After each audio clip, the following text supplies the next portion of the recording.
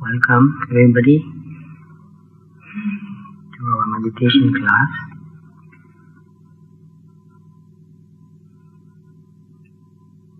It's good to come in a little bit earlier and sit and meditate just for about 10 minutes to calm down so that the agitation of the body and the agitation of the mind slowly settles down. When the mind is calm and peaceful, it becomes more receptive. More receptive means it can receive more. It can absorb more. When I was younger, when I was studying in university, before I study anything difficult, I meditate for 10 minutes. And then I read the books and study. It helps quite a lot. Without meditating, if I go and read a book, I'll be reading many pages and didn't know what I was reading. So every time I study something, especially something very difficult, I try to meditate for 5 minutes, 10 minutes. And also, when I was to go to answer my exams, I didn't carry any notes or any books. I just took pen, pencil, identity card, ruler, that's all. I won't study anymore. Some people, they want to read and study until the last minute. I didn't do that. I just keep my mind very relaxed and calm. Just walk to the exam hall. And when the bell rang, I went into the room and sat in my place. And then the teacher or whoever gave us question papers. I keep the question paper upside down. I kept it upside down. I wouldn't read it immediately. And just sat in my place, meditating for about 5 minutes, without my eyes closed. Just keeping my eyes open and sitting there, not thinking about anything, not thinking about my exams, just breathing in and out. Calm down a little bit.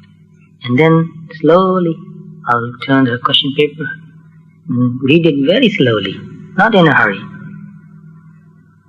And then answer everything very slowly, not in a hurry. But if you do it slowly and mindfully, you spend less time to finish it. That's the secret of doing things relaxed, at ease, not in a hurry, and finishing it even faster, using less time to finish it. So learn to be more efficient, not just in one thing, in everything you do. Learn to be more efficient, and the best way to be efficient is to be calm and peaceful. If you are in a hurry, if you are agitated, it takes more time to do anything. So if you are creative, you can use meditation in anything you do. Anything, no exception. And everything you do will have better quality. So quality is very important in our life. Very, very important this is. Without quality in our life, we will not feel satisfied with our life. How can we find satisfaction if we don't see any quality? So quantity makes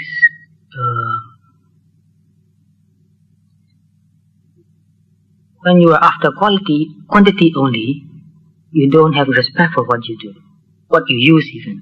So whenever I want to use something, I want to use a good quality, anything good quality, and I will use it respectfully, lovingly, with care, and then it will last a long time. So quality in our relationship too, not casual relationship only, really getting to know each other, really respecting, caring, valuing each other.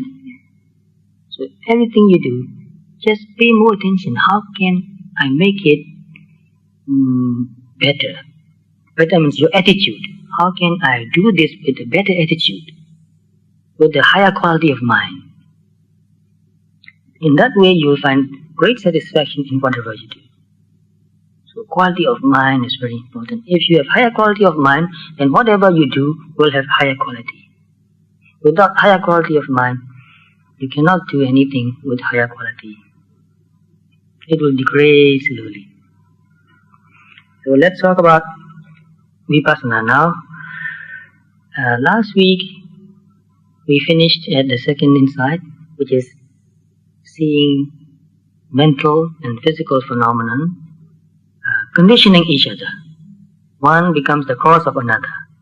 Mental phenomenon becomes a cause for physical phenomenon, and physical phenomenon causing mental phenomenon. So once the meditator develops deeper and deeper insight into this mental and physical phenomenon causing each other, when he has enough strength in his insight, enough clarity in his insight, automatically the mind moves forward. And the meditator begins to see things arising. In the beginning, he or she can see only the natural quality, cannot see something arising right now. Whenever he pays attention, he can see or she can see something which is happening there, but he cannot see when it begins to happen. Only very vaguely sometimes, after something happens, this person becomes aware of, something is happening now, but he cannot see the very beginning. So when the insight develops stronger, the person begins to see something appearing, and then another thing appearing, and then another thing appearing. And after a while, the person begins to see something appearing, staying for a while, and disappearing. So everything becomes slow movement. Thoughts become slow movement, sensations also become slow movement. So you have seen slow movement in the movies. Things move very slowly. So one frame after another, slowly going. So the person can see arising, staying for a while, passing away. Sometimes changing slightly and then passing away. So this change is also one aspect of impermanence.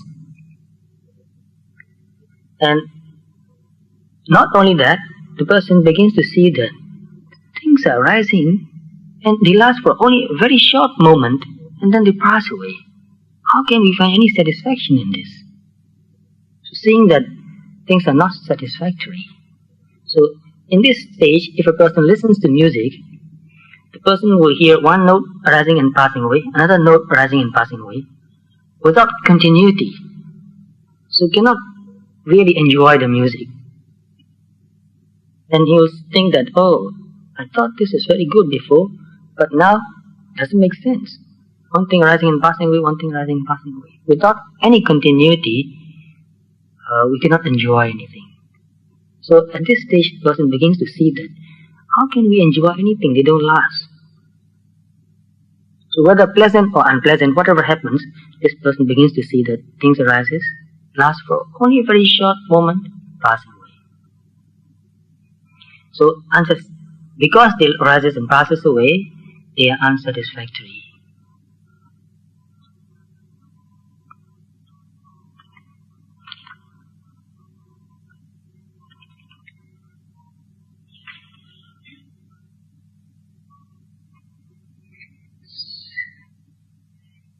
So here the Pali, I will give you Pali also. It is from Patisambhidhamagga, the text. Patisambhidhamagga. Atita nagata pichupananam dhamanam sinkhipittva bhavothane panya sammasane jnanam. So past, present and future. Dhamana means mental and physical phenomena. So atita means past, anagata means future, pichupanana means in the present. So you can see it's not in accordance, in sequence. Past, future and present. So that shows that you don't have to watch these things in this sequence. So whatever happened in the past, or whatever will happen in the future, or whatever is happening now, this person take the whole Sankipetwa means taking as a whole, in a compact form. Sankipetwa, Vavathani means seeing them as anicca, dukkha and anatta.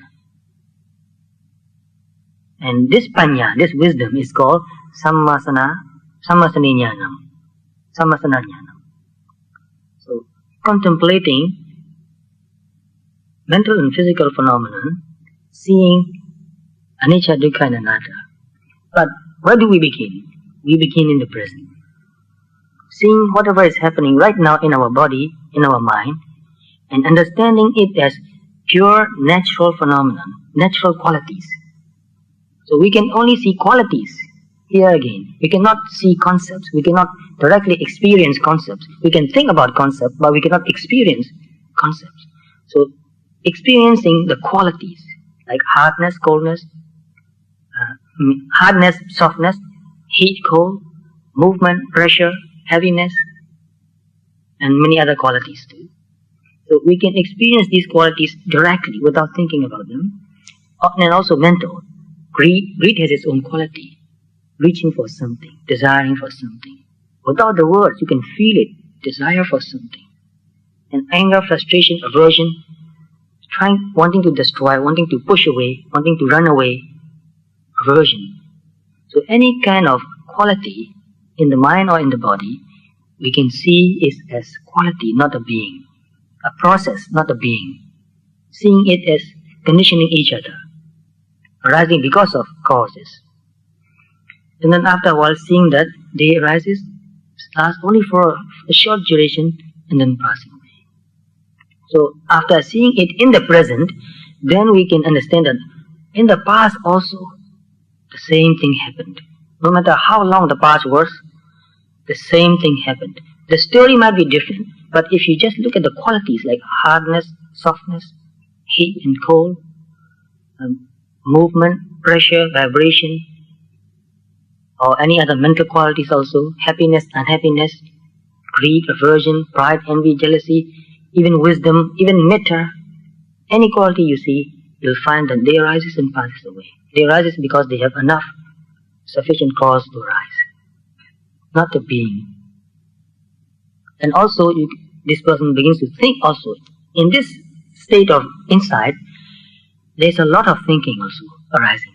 Because this person now beginning to see as a whole all the three characteristics, anicca, dukkha and anatta, and all the three time, past, future and present, trying to see the whole picture and simplifying also, making it very simple. No matter what happened before, it's all mental and physical process, phenomena. And no matter what happened, good or bad, everything arises and passes away. And they arises and passes away because they have sufficient cause to arise. And because they have the nature to pass away. So to arise, we need cause. But to pass away, no cause. Because, let's see, to make a sound, we need a cause for that. Somebody must hit the bell to make a sound. And so, somebody hit the bell, there's a sound, the bell ringing. And you can hear the ringing voice, the ringing sound getting softer and softer and softer. Passes away. So to pass away, we don't need any cause. It's the nature dissipating. So I think this is also some similar law in physics. The second law of thermodynamics. Somebody heard about that? Things disintegrate. That's nature. You don't need any cause for that. So anyway, this person begins to see everything happening in the whole samsara in a compact form, in a glance. No matter what, mental and physical phenomena arises because of sufficient cause and passes away. The story might be different. The story is piñati. Process is paramatha, what is real. So when we put the process and interpret that, it becomes a story. So in this meditation, we don't interpret anything, we don't put things together. We see each moment separately. Each moment very separately. Each phenomenon separately. So when you can see each phenomenon separately, then you can really see the nature of it. If you put things together, you have an idea.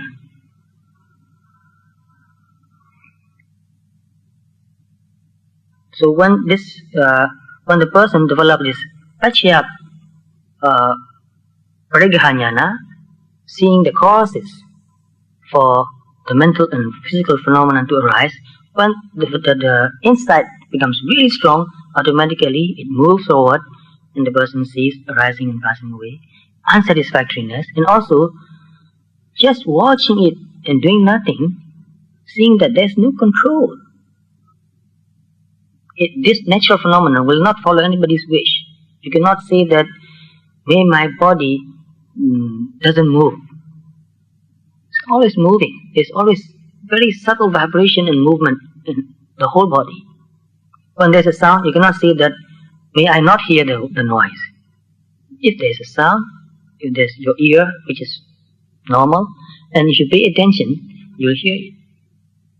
There's no way you can say that, may I not hear the noise. If there is sufficient cause, it will arise. So the same thing with any other natural phenomenon. They don't follow our wish. Sometimes we want to think that if we develop psychic power, then we will have complete control over natural phenomena. And you might have heard of some people in the past, especially because they spend a lot of time developing mental power. Because of their strong mental power, they can control phenomena, as if they can control phenomena. But they passed away. They cannot control that. Every one of them passed away. Even the Buddha passed away. Cannot stop themselves from dying. So we have seeming control. It only seems to like that. I can control some phenomena. I can decide to get up and go now. I have control. So when you look at that way, you feel that you have some control. You are in control. But you look at the small physical and mental phenomenon happening anywhere in your body or in your mind. Do you really have any control? Just tell yourself, to your mind, stop thinking for 1 minute. You have been thinking for many, many years. We have been thinking 30, 40, 50, 60, 70 years. Just tell your mind, totally stop thinking now for 60 seconds. You will not be able to do that. But if you practice for a long time, then you are able to do that. You'll be able to do that, not because you wish it, because of the conditioning. The practice is also a conditioning. So just because we practice for a long time and we are able to keep our mind still for a few minutes or a few hours, doesn't mean that we are in control. It's the conditioning. The practice itself is conditioning. So if you condition enough, if you give it enough condition, it will happen. So this is one condition. In Patana also you might have heard of that word. Asevana Vichayo. Repeated conditioning. So by repeated conditioning, you can make something happen. So in this case, in this insight, this person really begins to see and accept that, oh, really, it is a nature. It is really impermanent. Yes, I've heard about it for so many, many times, for so long, and I thought I understood it and I believed it, but only now I see it is really impermanent. And it is really unsatisfactory. How can we find any real satisfaction? How can we find any lasting satisfaction in such phenomenon? And also seeing that there is no real control. There's only seeming control. No real control in it. We cannot control ourselves not to grow old. If I have any control, I would like to be 25 years old always. But now I've doubled that. 50. But I'm only halfway through, which means I'm going to live for 100 years if I can. Well, if I look after myself, I'll live longer, but no control, no real control. So that doesn't mean that we don't look after ourselves. Oh, it will die. When I die, I don't care. That is not the right attitude. Look after yourself. Make yourself healthy. Live long, learn more. We have invested so much in this life.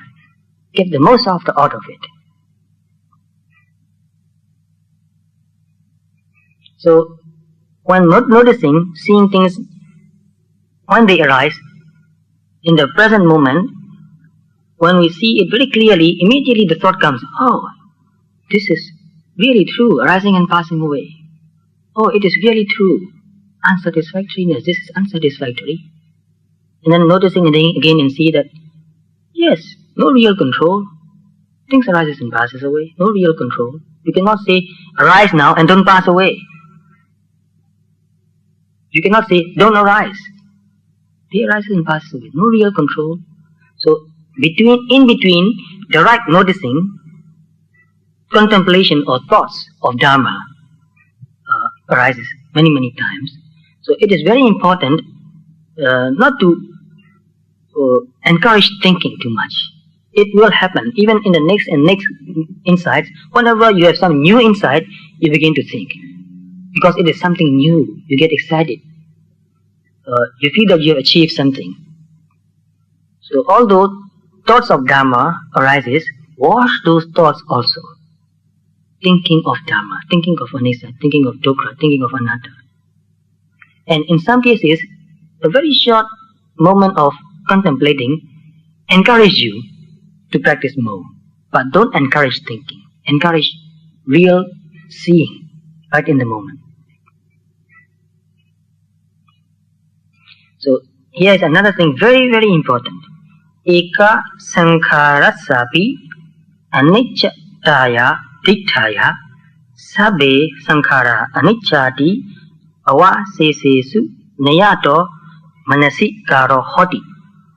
If you see one anicca, one phenomenon and see it as anicca, so Eka Sankhara Sabi. Sankhara means any conditioned phenomenon. Even here, P here means even.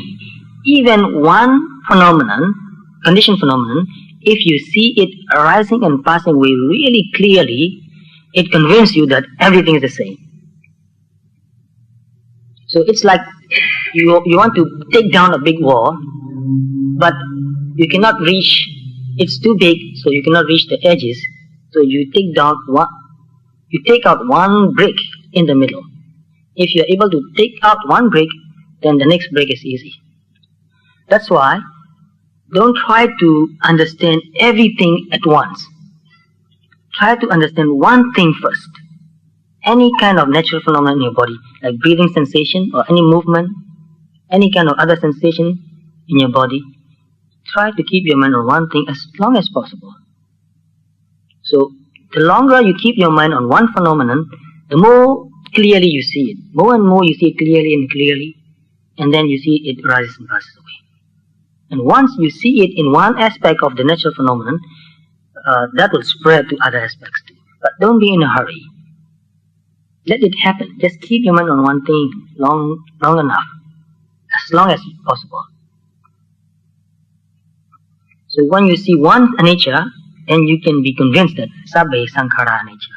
All conditioned phenomena are impermanent.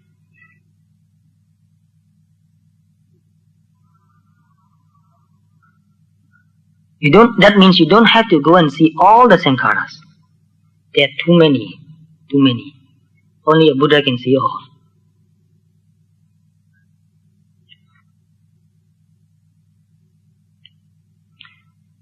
For those who are very intellectual, they can see more variety, more widely about many things rising and passing away, many aspects of anicca, dukkha, anatta. It depends on the person's intellectual ability, learning, knowledge also. That means the more knowledge you have and the more you think, the slower you go. The slower you go. So although you have not a lot of knowledge about Buddha Dharma, while you are meditating, don't think about them.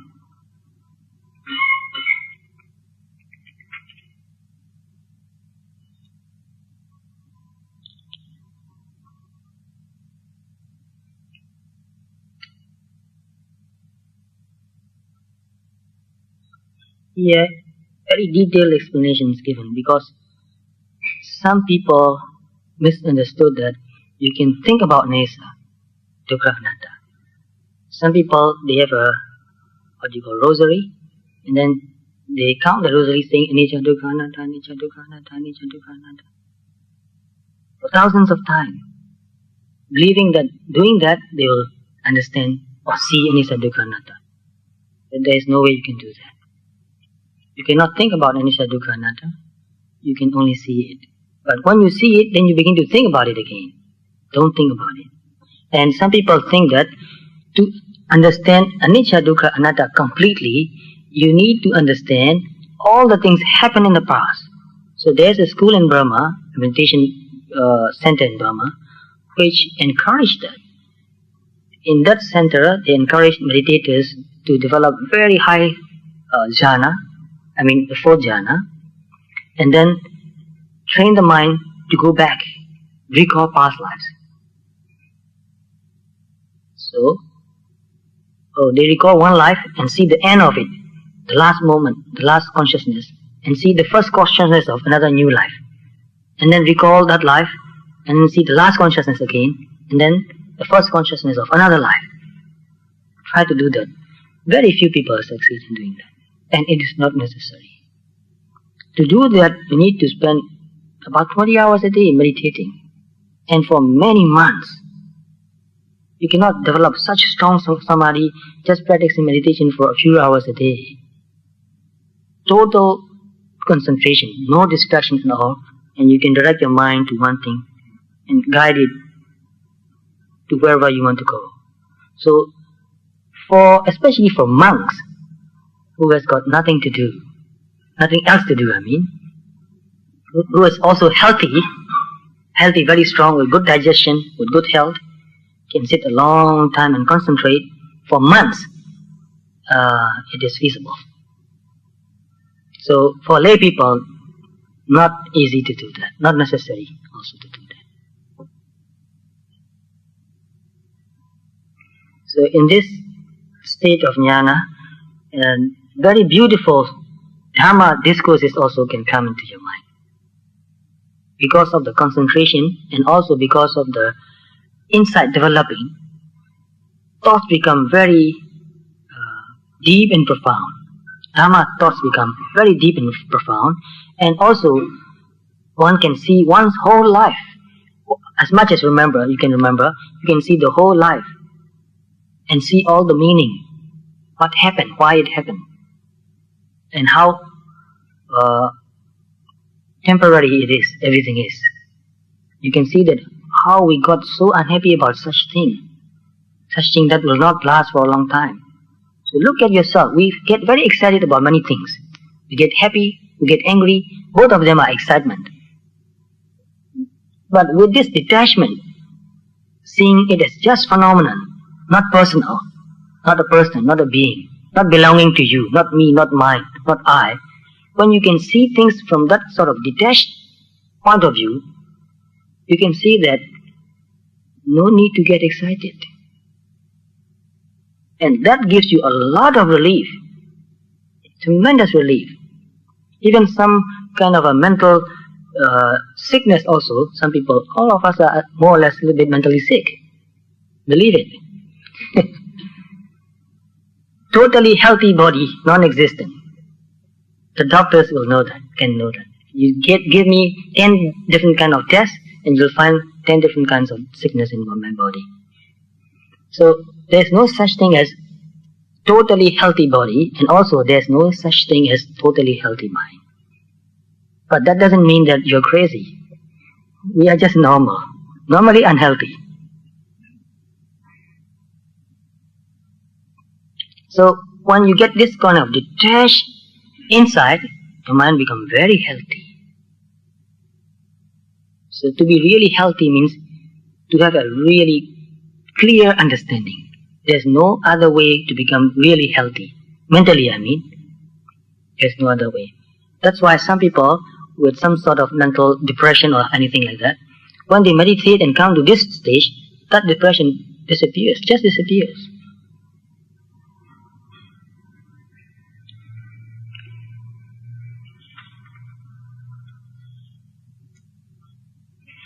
And many times I remind you not to think too much, especially about dukkha. So when you see anicca, you think about it, it's okay in a way. You see more and more anicca. It becomes more and more clear. You feel very convinced. But when you see dukkha, you can see that there's no satisfaction. Nothing is satisfactory. In a glimpse, you understand it very clearly. But if you start thinking about it, you lose that detachment, you get involved, and that dukkha thinking makes you depressed again. With the help of some samadhi, you can become very involved in it. So samadhi can be used in a good way or in a bad way. It's very important not to think about dukkha, especially.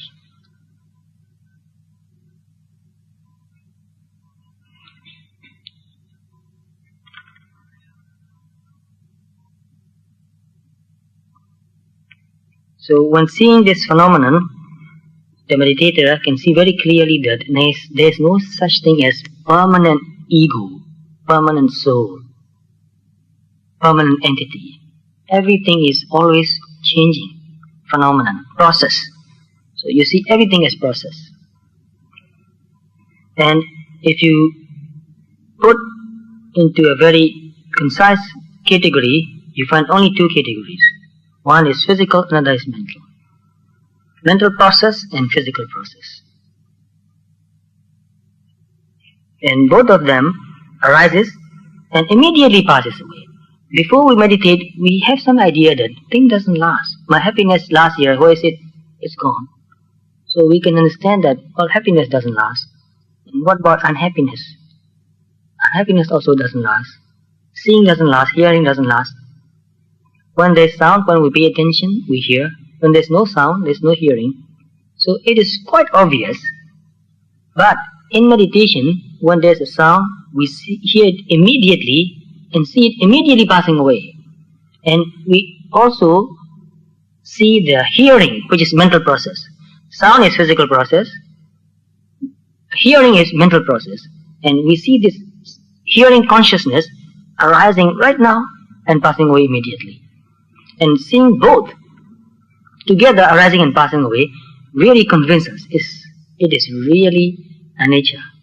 It is really unsatisfactory, dukkha, no control, and it is really anatta, just a process. And we can see it arising now and passing away now. And there's no core, no hard core inside. So anatta has many meanings. Asarakathina. Sara means something lasting in the middle. Like if you take a tree, a big tree, and cut it, and in the middle you get this hard essence of the tree. That is also called sara. Hardcore, the essence, something that lasts. So asaraka means no essence, nothing lasts. So that which is anicca, that is dukkha also, and that which is anicca and dukkha, it is also anatta. Or because there is no control, it is also dukkha. So you see, dukkha is in the middle. Because it is anicca, it is dukkha. Because it is anatta, it is dukkha again. If we can wish for something, then we won't see it as anicca or dukkha. If I can say that I want to be like this all the time, and if it stays like this, then I won't see it as dukkha, because it won't stay. It will change. And also this is another word, very important word, which means udayabhaya pilana. Pilana means oppressing, hurting. Udaya means arising. Vaya means passing away. This arising and passing away is really like a torture. So when you think about it, it's very difficult to see it, to really understand it. But in your meditation, you can see that things are arising and passing away, and arising and passing away, and arising and passing away. It's a torture. So it is like pilana, torturing. not giving you any peace at all. So you will see this Udavaya Pilana also in the higher meditation insights. Especially when you get to the highest, you can see even this moment, this mindfulness, it becomes so sharp and clear. You can see phenomenon very quickly arising and passing away, but very accurately. And you can see that, and you feel that even knowing this nature becomes dukkha again. I don't want to know this anymore. I don't want to see this anymore. This arising and passing away is so oppressive. It is a torture. So before we know that, when we hear something, we think, oh, it's so nice. We like it. But when you get to this deep inside, you can see that to have to hear is dukkha. Because at one point, you don't want to hear anything anymore. You don't want to see, you don't want to hear, you don't want to feel anything anymore, you don't want to think anything anymore, and you don't want to even know anything anymore. I don't want to know anything anymore, enough of this knowing. But you cannot stop there. You are still knowing one thing after another. Phenomena are rising and passing away. You cannot run away from this phenomenon. There is no escape. So you see that this phenomenon arising and passing away is itself a torture. But don't think about it. When you see it, then you will understand it. This is just giving you a hint. And sometimes you will see this consciousness also. We want to be happy. We want to make ourselves happy. And when you see that thought coming in, you can watch it and immediately it disappears. And you can see that even this thought arises and passes away. How can this thought make anybody happy? There's nobody there. How can this thought make anybody anything happy? It itself is impermanent. And a lot of thoughts coming in. So when you see consciousness is arising and passing away, you can see that they arises and they passes away, or it arises and it passes away without changing its nature, without changing its natural characteristic. There's another word for it, I think sometimes I forget there. A unique characteristic, which means if any kind of desire or greed arises, it cannot change to another nature. Before it can change to another nature, it cannot change actually. It passes away as desire. Desire arises as desire and passes away as desire only. So that means, I read in some books about mental states and consciousness and wisdom. In some books they say that you can change your anger into love. That is impossible. You cannot change your anger into love, into metta. You cannot change dvada into metta. Dvada will not become metta. Dvada arises and passes away as dosa, as anger. Loving kindness arises as loving kindness and passes away as loving kindness. It cannot change its nature. So its unique characteristic or natural characteristics, it doesn't change. Only it arises and passes away. That's why it is impermanent. So there's a lot of confusion even among meditators about this point. Some people think that you can change one thing into another. What in the definition of anicca, they say that paramatha doesn't change. There's one Pali sentence which says that paramatha doesn't change. Reality doesn't change. So some people confuse about this meaning. Reality, paramatha doesn't change, means it is permanent. No.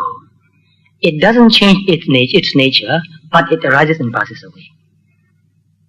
So, arising and passing away, impermanence and not changing nature does not contradict. This is a very important point, especially for those who are potential teachers, to understand this point very clearly. So, yes? The complexity of chemical reaction. So here I go to the yes, discussion. They combine together. They share Yes. Oxygen. Yeah. achieve different things the same. So, we can realize as the way indeed, everything can as the way. Yes. Yes, that's a good question. Thank you for asking it. What do we mean by hydrogen? By hydrogen, we mean we have a theoretical structure model of an atom with one neutron, one proton, and one electron. But when we look at this hydrogen atom only, we can see that even this one atom is always changing. Nothing can stay stable. It is always changing. Because it is always changing so fast, it seems to be the same. So if you look deeper into the structure of this hydrogen atom, you'll find that even this electron is always gaining photon and giving away photon. Always taking and giving away. Receiving photon and giving away photon. So that the energy level of the electron is always changing. So we cannot think of electron as a thing. I've studied physics for many years. I'm very interested in physics. So many physicists said the same thing, but I remember one physicist in whom I'm more interested, Richard Feynman. Maybe you've heard of him. Richard Feynman, he was a Nobel Prize winner also. He passed away very recently, only about a couple of years ago. And he was a member of the NASA organization also. And he found out the ring, the sealing ring, which was the cause of one of the explosion. And he said, electron is not a thing. Electron is a theoretical model. It's only energy. And energy is always changing. And look deeper into the atom nucleus also, you'll find that the nucleus itself, this neutron and proton, they are giving and taking energy all the time. Nothing can stay the same. But if we take at the whole picture, it seems like it stays the same. But if you look into the energy, you'll find that the energy is always changing. So we cannot think of anything as a thing. There's no such thing as a thing. The whole universe is a process, not a thing. When we look at something as a thing, then it seems like that they are not changing. But if you look at electron, neutron, and proton as a process, then you can see they are always changing. Look deeper into that. So when they combine also, they change. They change their nature even, their natural unique characteristic. The natural unique characteristic of hydrogen and the natural unique characteristic of oxygen, they are not the same. And when you combine the two, you get a new quality. And even that doesn't stay always the same. And in Vipassana, we are talking about the quality only. We don't talk about thing because there's no such thing as thing. We can never talk about things behind the quality. We can only think about things behind the quality.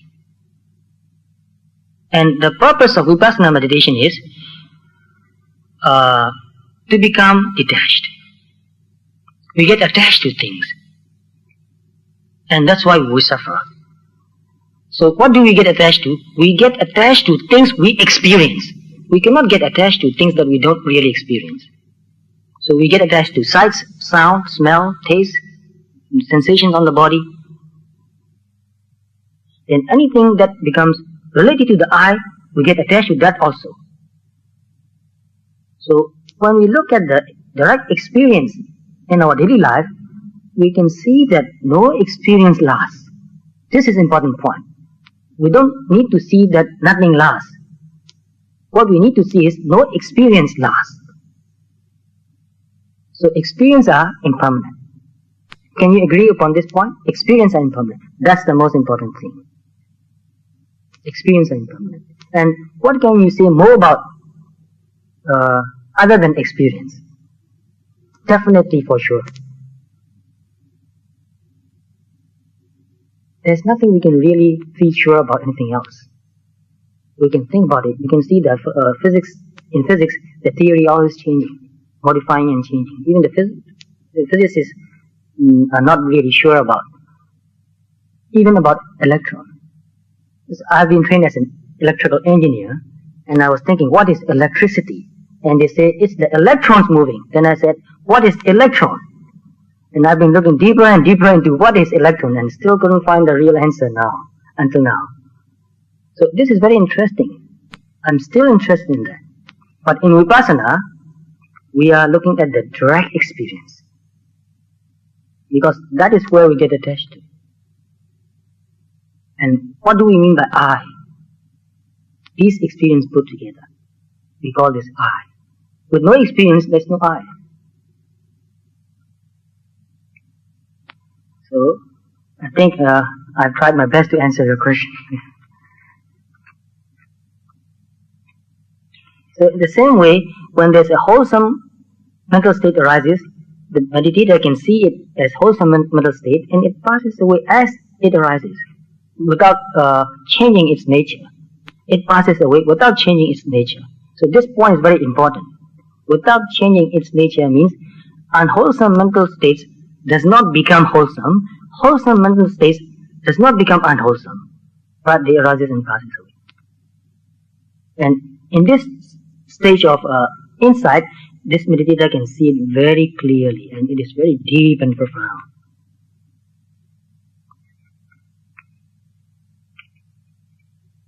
So when you can see these things arising and passing away, when even any kind of unhappy thought come into your mind, you can watch it and it passes away. You don't need to do anything about it. Even any kind of desire arising, you can just watch it and it passes away. You don't have to do anything about it. You are not compelled to act upon that mental state. You don't need to obey that mental state. So you have a choice. If you think that this is the right thing to do, then you can decide and do it. But you don't have to. Otherwise, we are compelled to do a lot of things. We are compelled. We have no choice. You see something, you get greedy. You have no choice. You see something or hear something and you get upset. You have no choice. But when you can wash your mind, you have a choice. You don't get greedy, you don't get upset. You are free. So this is tremendous freedom.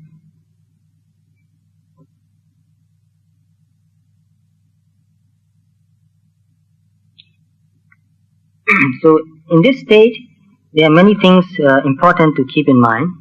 One is that don't think too much. Look more closely to the passing away of the phenomenon. Because we have seen the arising and staying and passing away. And at this point, pay more attention to disappearing. It has disappeared and there's a blank there. Another thing arises, it disappears and there's a blank there. A gap there. So if you pay more attention to the passing away of phenomenon, you develop sharper awareness. Your meditation becomes, your observation becomes sharper. So to make it sharper is very important. If you think too much, it becomes dull. And also to choose suitable situation, choose suitable condition to make your meditation insight become stronger. So dwelling place also very important. Food very important. Eat the right kind of food and the right amount. And sleeping also, if you sleep too much, you lose your sharpness. You need a certain amount of sleep also, at least about 4 hours sleep. Actually, that is quite enough. Meditators can stay healthy sleeping only for 4 hours a day. And not to look or see, not to listen to unsuitable sensations. So that means if you really want to meditate, don't watch television. Don't read magazines or any other things that disturbs your mind. Don't listen too much to news or whatever, and even talking. We cannot live without talking, but especially in a serious meditation situation, talk as little as possible, and only about Dharma. That will help you develop sharper insight.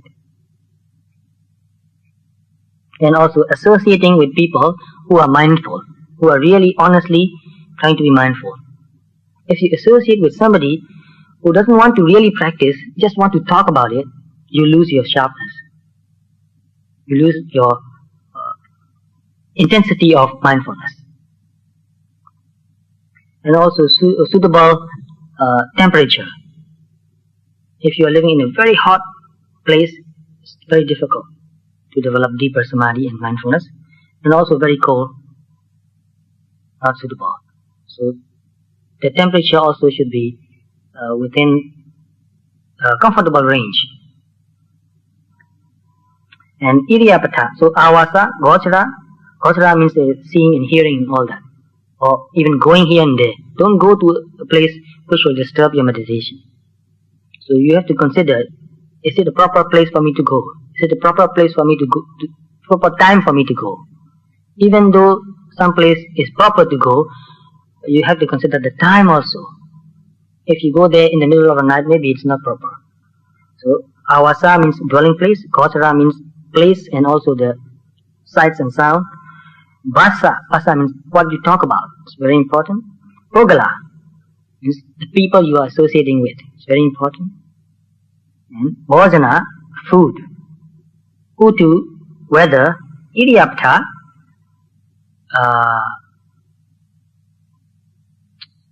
posture, which means sitting, standing, walking, lying down. You have to adjust all those things. If you stay lying down too long, you lose your sharpness. So try to adjust all those things. Keep alert, keep awake, and also have a balance.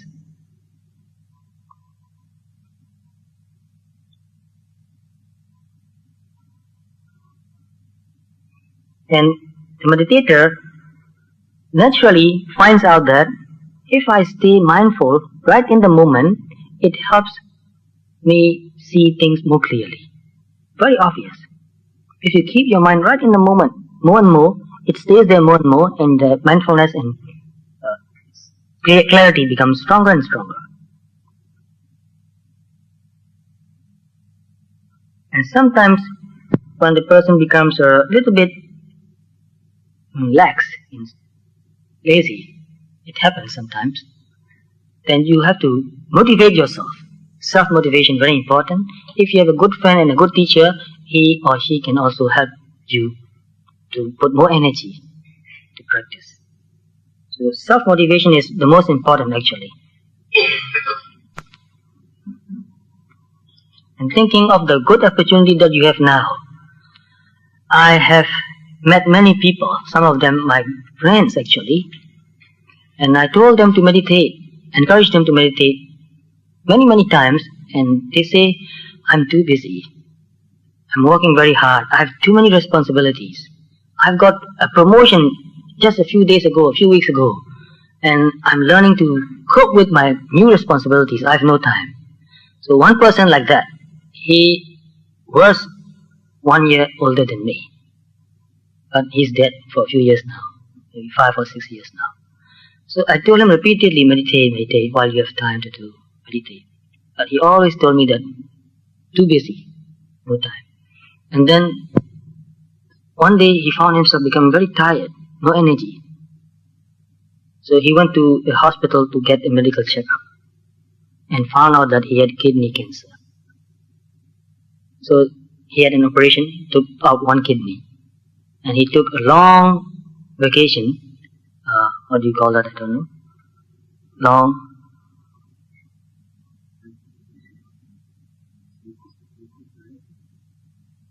He took a long leave. So long leave and took ropes, and then he tried to meditate for about a month. And felt a bit better, maybe because of the operation and because of some medicine also, and then meditation also. And then he went back to work. He thought that his cancer was cured. And he got very busy again, no time to meditate. And then after a couple of years, he became sick again. And then went to get a checkup again and found out that another kidney also had cancer. So he was hospitalized. And I went to see him in the hospital twice a week, sometimes once a week, and encouraged him to meditate. You know what he did? Even in the hospital, he'll just lie down and watch television. Poor guy. And then he got more and more sick, and I told him to meditate. Sometimes I sat near him and said, let's meditate now. Gave him very simple instruction. He tried to meditate. And he said, oh, I feel very happy now, very peaceful now. So I said, I'm going now. Try to meditate a few times a day. But after I went away, I asked his wife whether he meditated. He said, no, he's just watching television. And then he got more and more sick. And I went to see him again and again. He said, I want to meditate, I want to meditate. But he was taking so many different kinds of medicines that the medicine made him even more sick. Very dull, drowsy, can't keep himself alert. He said, I try to meditate, but I fall asleep. And then just before he died, I went to see him again. He said, it's a little bit too late for me to meditate. Too late. In Burmese he say, Nene nau cha dware. Nene means a little bit, too late. So this is very important, you know. A few weeks ago, one man came here, late in the night, and he came and rang the bell. I thought something important, somebody came. And I looked out and saw two men.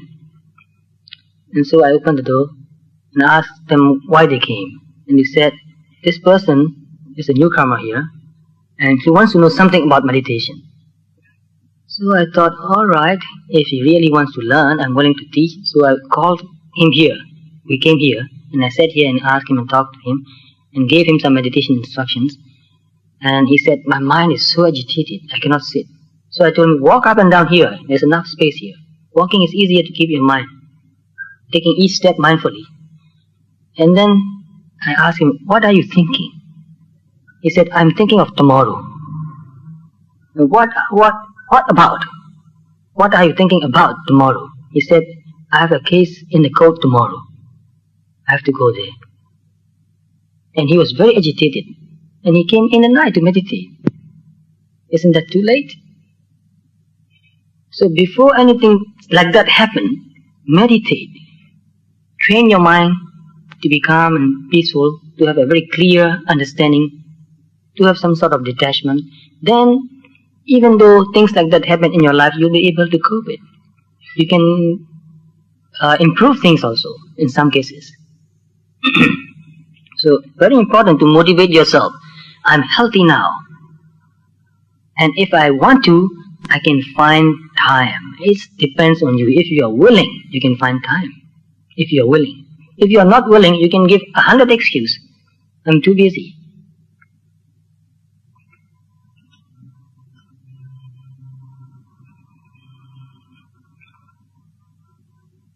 And sometimes, even in meditation, you become a little bit tired. You are meditating. You are willing to meditate, but your body becomes a little bit tired. So, in that case, try to take a rest, but don't let go of your mindfulness. Take a rest and still maintain some mindfulness. Don't indulge in sleeping. And another point very important especially for teachers, because in meditation, different teachers have different ideas and sometimes a lot of argument. This is right and that is right. No, this is not right, that is right. One argument is that in Pali it's called Lakkhana Aropitwa. Lakkhana means anicca dukkha anatta. Aropitwa means to put it on top. And some people think that means you have to think about it. You see phenomenon, mental or physical, and then you think about it. This is anicca, this is dukkha, this is anatta. Some people think that is the proper way to do. But what does it mean by Lakkhana Aropitwa? It means to put something on top means you have something already there. So what do you have already there? Already you have developed Namarupa Parichida Jnana. Seeing phenomenon, mental and physical only. And seeing that they arises because they have condition. They have cause to arise. And on top of that, later you develop deeper insight and see this mental and physical process as anicca, dukkha, and anatta, all three. So that doesn't mean that you think about it. To look more and more deeply and find that out. not to think about it. So in Burmese, those who are familiar with Burmese language, I want to give a quotation here. Yau nan do I phim mu nyet mau ma ti ya de ba be liet. Tutta sainda mya phin man sa yue anissa dukkha anatta hu yusu nalong twin ya mi. Tho do yusu nalong twin ma lakhana yi ti mu kissa pidi hu thin mat yet shi ja yi. Tho do ga ma thin mat ap pe. It's very clear. Don't think that you need to think about it.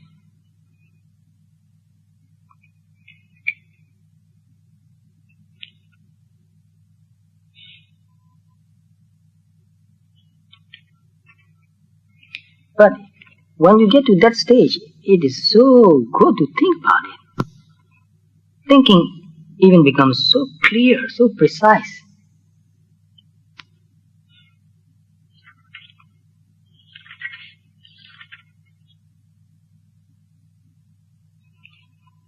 So a lot of thoughts coming in, like say in walking meditation, at this stage the meditator can feel that every movement disappears. So you see movement as segments of movement, not just one movement. So the mind, the consciousness, this mindfulness is taking notice of this movement. So every time it takes notice of one movement, it disappears. So when you move your hand like this, you can see it as many segments, many small movements disappearing. So in walking, you try to move, you watch it and it disappears. Move it again, that movement disappears. Not the shape. I want to remind you again and again, not the shape, the movement. Movement itself has no shape. So movement disappears, sensation disappears. So when you move something, there is some sensation happening there. Tightness, looseness. So sensation disappears. You move more and more, sensation disappears. Movement itself is a kind of sensation, disappears. So you see things disappearing very clearly. When you eat also, you bring the food to your mouth. Every movement, sensation disappears. When you hear anything, hearing disappears. So for example, when you ring the bell like this, you can hear many sounds disappearing. Not just one sound. Many ringing disappears. So things become segmented.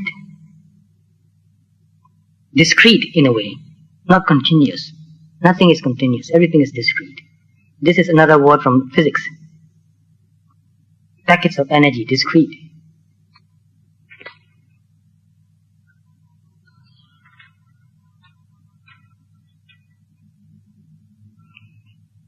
And very surprising also about ahara eating. At this stage, if you drink a glass of water, you take a glass of water, you drink it, especially if a glass of juice, you can feel it more. You drink it, and you watch what happens. It goes down into your stomach. You can feel it going down and down and down. And you can feel the sensation there. It feels good, you know that it feels good. And then after a few minutes, you can feel all over the body the effect of the glass of water or juice, even water. It goes into your blood, into every cell in your body. You can feel it changing. You can see that every moment, energy changing. And also Uttumaya, the Aharamaya method of awareness practice. I mean, every time you eat, you can see this effect of the food. Uttumaya is weather condition. So when the weather changes, you can feel changing, your body changing. Body doesn't mean, I don't mean the shape of the body, the sensation in the body changes.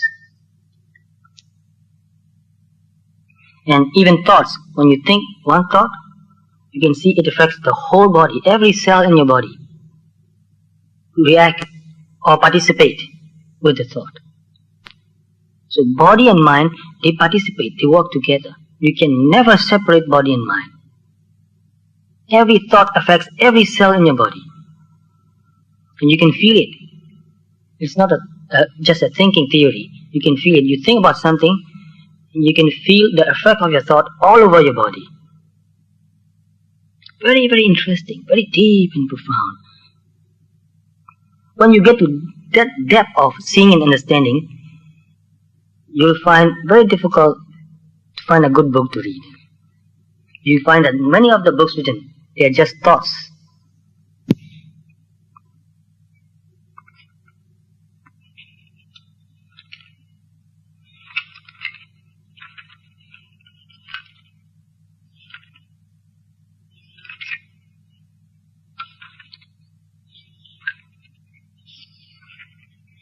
If you can become that sensitive, every thought affects your whole body, you'll be very wary of thoughts. You'll not let thoughts coming. You'll be more mindful, and then there'll be less and less negative thoughts. If you become more and more mindful, you'll not indulge in thinking too much. Sometimes we indulge in thinking. I have a friend who is always angry and upset, always not satisfied with something or another, somebody or another. And I asked her many, many times, why are you making yourself angry all the time? Why are you making it? Do you know that you are making it? She said, yes, I know I'm making it. Then why are you doing that? She said, when I get angry, then I have more energy. When I don't get angry, I feel depressed. So blaming another person and feeling herself smarter, she is actually very intelligent. And that's her problem. Because she is so intelligent, she thinks she's smarter and she can see everything wrong. Her idea is that if you don't see something is wrong, then you are stupid. So she's very smart and she's always unhappy. So which is better, to be smart or to be happy? You have a choice. So don't be so smart. Don't look for something wrong all the time. Very, very important. When you can see it, then you know it's not worth getting upset about anything at all. Maybe somebody is really wrong, really evil. Yes, somebody is really evil, really wrong. But what's the point of making yourself unhappy about it? What's the point? There's no point. So this is called Chittasa method. It's not really a method actually, but emphasizing more on how the mind affects the body, how thoughts affect your body, how greed affects your body, how metta affects your body, how mindfulness affects your body. You can see when you are unmindful and when you are mindful. Suddenly you become mindful again. You can feel your body and mind becoming more relaxed, more settled, less and less agitation. You can feel it, and you can see that it's better to be mindful than not. It's really better to be mindful than not. There's no other better way to live. The best way to live is to be mindful always. As soon as you become unmindful, your mind and body becomes more agitated. You have more stress. Even sleepiness is dull. Painful actually in a way. So, Chittasa method. What else method?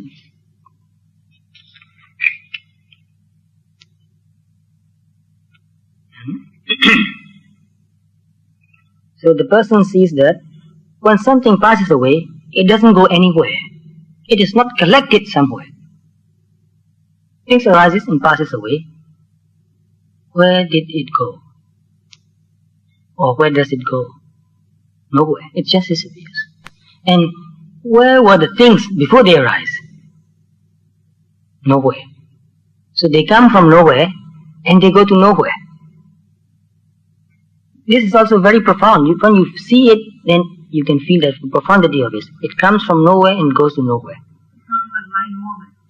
Any sensation, any feeling, any mind movement, any natural phenomenon, not the shape, the sensation, the experience. Before you experience something, where is that experience? It's nowhere. After you experience something, where does that experience go? Nowhere. So here we are talking about direct experience of the phenomenon, not anything abstract. It's real, direct. So a sound is an experience. Hearing is an experience. Touching is an experience. Movement is an experience. So all these experience, they arises now and they passes away now. They don't come from anywhere, they don't go anywhere.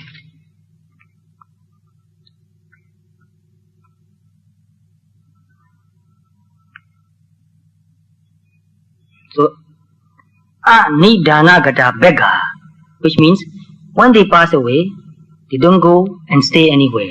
They don't get collected anywhere. Onjo nati anagati.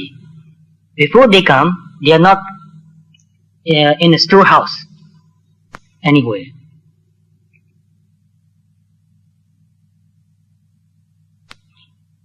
Nibbata yepi titanti. When it happens, it doesn't stay. Arage ta sasapu pama. Arage means a very sharp needle. Sasapa means a very small, I don't know what, monyi. Not particle, a seed, a very small seed. A kind of very small, monyi, how do you call that in English? Mustard seed. This is just an example, a simile. You put a mustard seed on a tip of a needle. How long will that stay? It will fall off immediately. So this is just an example. So it doesn't last.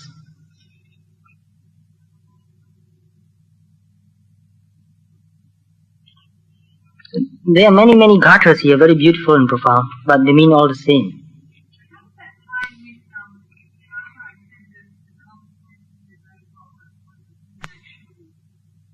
Even karma arises and passes away, and there's a kind of energy which is very difficult to talk about, this energy, which gives effect again. Even that energy, it is not a thing. Just like any energy, it is not a thing. It is always in a flux. So, it will take some time to talk about it also. Somebody asked me the same question a few days ago. For example, let me see if I can give you an example. Now we have this computer disk. You can put a lot in the computer disk. Sound and even images you can put there. So when you put words or sound or images in the computer, actually in that disk there is no sound. You cannot put computer disk near your ear and listen to what is in there. Even in cassette tape also, there isn't any sound there. Or the best way we can say is that there is some sort of magnetic coding there. So we change sound into electricity and electricity into magnetic coding, and put magnetic coding there. And if you look into this computer disk, there's only two signals there. Are you familiar with computers? Yes, right. So there's only two messages in the computer, yes and no, or on and off. Only two. And combining these two, you can make anything in the computer. So in the computer disk, only on off, different combination. And what is the material the computer disk is made from? Maybe it's a kind of plastic base, and on top of that a kind of iron, very fine, magnetized iron coating. I'm not really exactly sure about that, but it must be something made from iron compound. And if you look into this iron compound again, it's atoms. And if you look deeper into atom, you'll find that electrons and all that always changing. But even though this computer disk atoms are always changing every moment, still it maintains some sort of continuity, and you can retrieve that again. So very difficult to talk about this karma. That's why Buddha said the most difficult thing to talk about is karma. And samsara also. We talk about no being, but how come these people going through the samsara process? We see that there's no people, and then there are still people going through the samsara. So I want to discuss about this as a separate discussion. It's a very, very interesting one. Topic.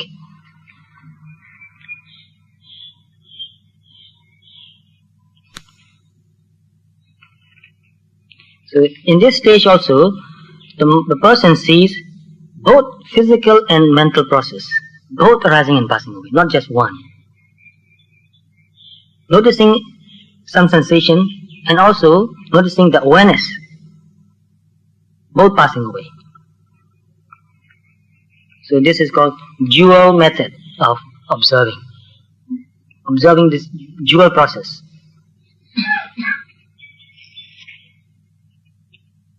And in the beginning, the meditator feels that I am meditating. It's a very real feeling. I'm meditating. I'm sitting here and I'm meditating. I'm trying very hard. But as the insights develop deeper and deeper, this meditator begins to see that even this consciousness, which I call meditation. What is meditation? It's a consciousness, an awareness. And even this consciousness, this awareness, is momentary. Sometimes it's there, sometimes it is not there. So meditation is not something long and big. It is moment to moment or moment by moment consciousness, awareness. And seeing that this awareness even is anicca, dukkha and anatta, that's why there is no I meditating. Then only the person develops real insight of anatta. Because before he or she can see the objects arising and passing away, other thoughts arising and passing away, but not this awareness, not this meditating consciousness. Who is meditating? Consciousness. A series of consciousness. And seeing that there's only a series of mindfulness, series of meditating consciousness, not a being, not I, and that seeing completes the understanding of anatta. Otherwise, it is not complete. So to get to this point is very important. Only when a person gets to this point, then this person can really develop and peel off, so to speak, deity. So this is called deity ogatana method. Really peeling off wrong view. I am not meditating. What I call meditating is only a series of consciousness, awareness. So unless a person gets to this point, this person cannot develop to the next point. So I expected to finish 2 insights today, but I couldn't finish even one. Just want to give you a very clear, basic understanding. Because if you don't understand the basic, there's no point talking about higher states. Once you understand this very completely, the rest is quite easy. That's why I told you I will talk about 4 insights very deeply. The rest I can make it very short, not difficult anymore. Just a variation on a theme. And the first 4, the most important.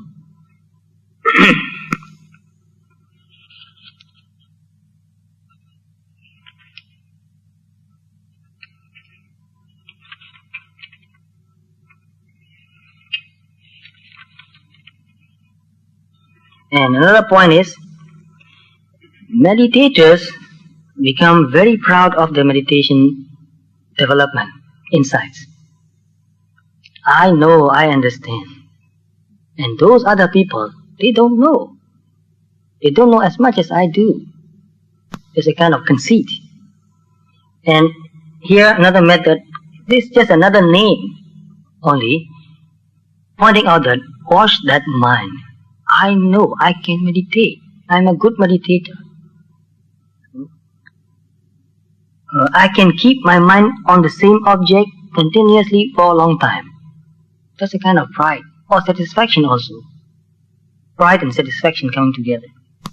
So in Burmese, I know how to meditate. So when that sort of thought comes, take the opportunity to watch it. If you can see it, you can overcome it and you become even more free. Even that I know, I can. It limits you. It confines you. So if you really want to become more and more free, watch that thought. It will come. It will definitely come. So this is called mana samoggatana, peeling off mana.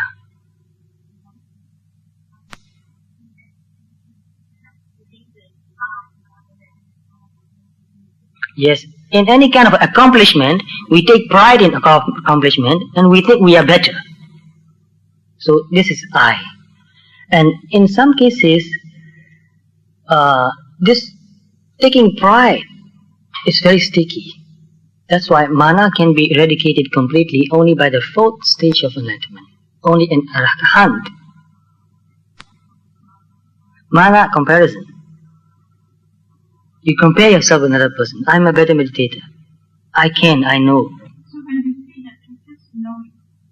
To see it, yes. Just know. To see that thought arising. And if you can see the thought coming and passing away, then identification with that thought will go away slowly. Gradually it will go away. So we identify with everything happening. This identification is called mana or deity. It has many aspects. Even greed has many aspects. So you can see some aspect of it, and sometimes you are free, sometimes you are not free. It's back again. It comes back again and again. So when you are meditating continuously, if you can overcome these things, it makes you easier to go through. Otherwise, it becomes a kind of obstruction, a hindrance.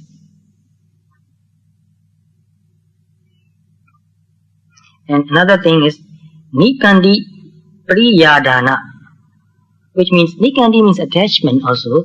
We get attached to good settings, good experiences. So in Burmese, Kong Timiene, I see it very clearly and get attached to this very clear seeing. It's so nice to see clearly. And once you experience this seeing clearly, and when you lose it, you feel very frustrated. Because seeing clearly gives you a kind of tremendous satisfaction. Not seeing clearly is very frustrating. But we can get attached to this clarity. So this is lobha, a kind of lobha, attachment, greed, desire also. So shumamu kaunde, my meditation is good. Ma kaunde, noticing good. So any kind of attachment, watch that thought, getting attached to this clear seeing, good meditation experience.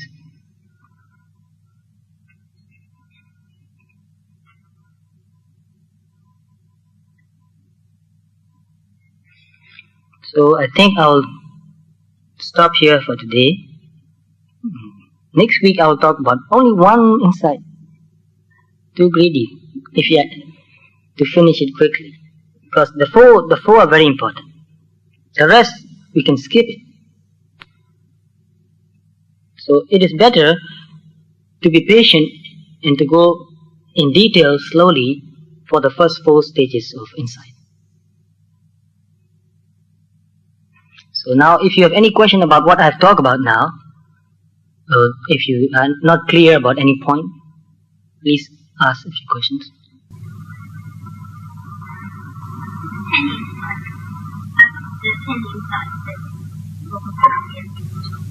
Some background. Maybe I don't understand where this comes from. Where does it come from? You mean any reference? You can find that in Visuddhimagga and some other books, even in this library, English translations there.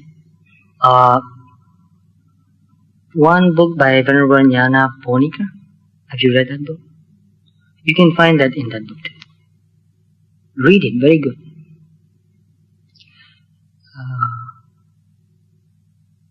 I forgot the name. The Heart of Buddhist Meditation. Yes, the Heart of Buddhist Meditation. His teacher was Mahasi Sayadaw.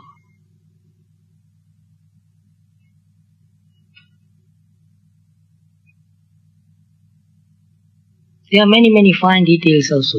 Very hard to talk about all the details in such a short period of time.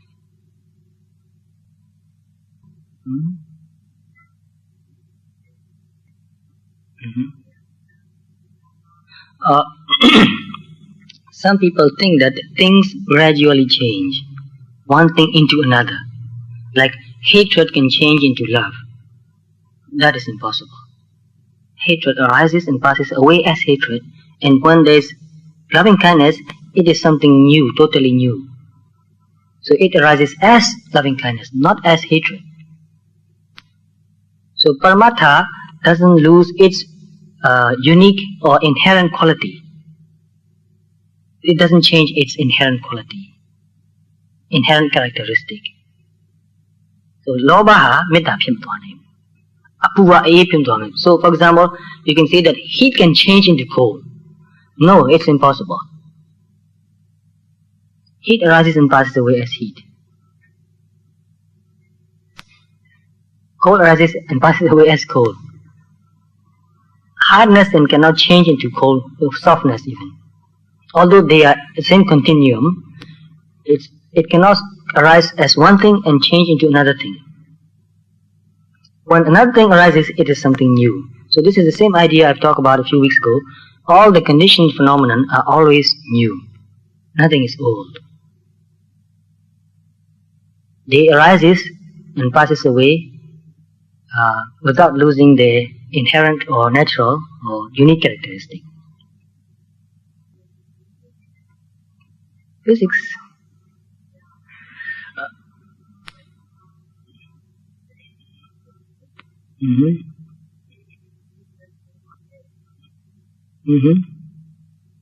You can see the form changing, the shape and the form changing, and in meditation practice we don't emphasize on the shape or form. We emphasize on the quality only. So think of the quality. The quality arises and passes away immediately. Because it arises and passes away in such a short duration that it has no time to change into another. How short is present? You know what the Buddha said?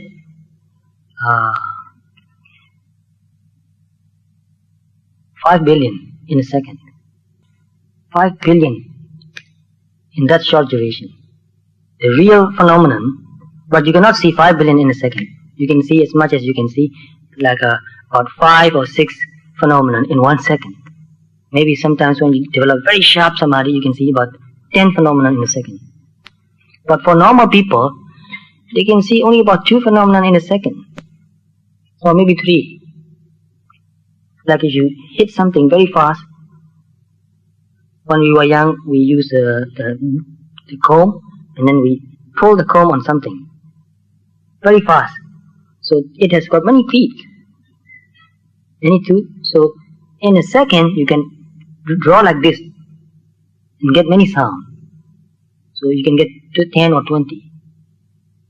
But you cannot hear everything distinctly. But as you meditate, you can hear all those things very distinctly. So in